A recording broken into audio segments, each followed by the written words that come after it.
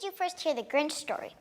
I can't remember, but the minute the offer came through, I knew who he was, and I know the story very well. So some point in my youth, I heard and knew of the Grinch, and like all of Dr. Seuss's stories, I think I remember the Cat in the Hat even better. They're so impactful, they're so memorable, and that's their design, both through the language and the illustrations. They're really catchy. They're brilliant for young kids and new readers to encourage their literacy and enjoyment of stories and narratives and stuff that we're hardwired to consume as humans.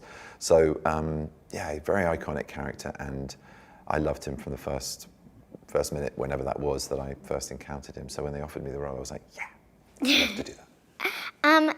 Do you use any of the old versions in your performance as the Grinch? No, because I didn't see. I have never seen the old versions. I think I've seen a clip of the Boris Karloff cartoon. I remember the trailer for the Jim Carrey movie.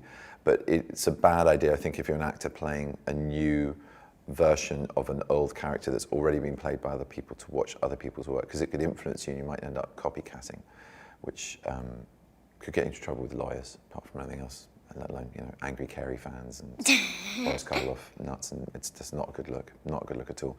Listen, I don't know, maybe I have copied them accidentally. It's such an iconic character, I'm sure at some point we all made similar choices, but one of the joys of it being done is I can now go back to those versions and watch them as well. How do you relate to your character in any way possible? Oh, well, I can get pretty grouchy, grinchy, grumpy green when I'm hungry, tired, jet-lagged, all of which can happen very quickly in these interview situations, but I'm going to try and keep my inner Grinch inside. He's not going to come out. You seem like a very positive and happy person, so good. I can hardly see that. The coffee's working, that's all I can say. Do you have a Cindy Lou in your life?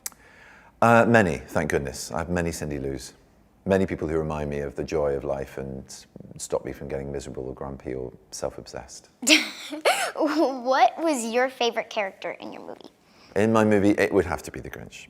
It would be. And Max should get a shout out too. He's pretty amazing. I think if everyone had a Max, the world would be a much calmer place. Yeah. And what was your favorite part about Fred? About Fred? Yes.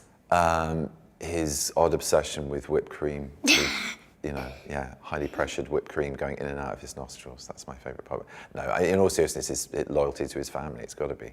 It's heartbreaking when they reunite. I loved Fred. He was it's just so like, I'm so glad that they added it, because it's just like that. He's kind of like Max. Yeah. He's just like the it's with the Grinch, who's like really negative, but then Max and Fred are like happy they bring out so the good positive. in him. There are the Cindy Lou's in his life, really, aren't they? They are the good influences, positive influences.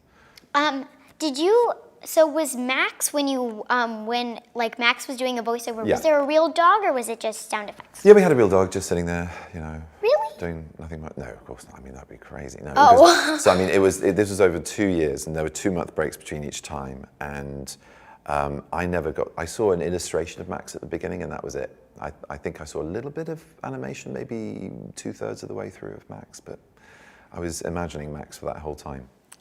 I can't believe I bought that. Okay. What do you like to do on Christmas Day? Just be with friends and family and shut the door to the world, or go and be with other friends and their families and just enjoy it all together. But yeah, basically all other demands on my time and all other things of responsibility fade away, and it's all about family and friends.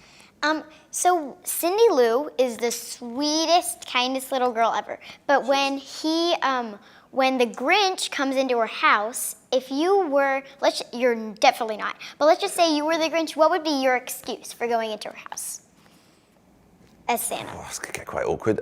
It would be to make sure that the chimney was clean. Yeah, it's important. You want a smoky fire on Christmas Day. That can ruin a lot of good times. Everyone coughing and their eyes watering and like this, going, oh God. So yeah, I'd be the chimney sweep. That's what I do, definitely.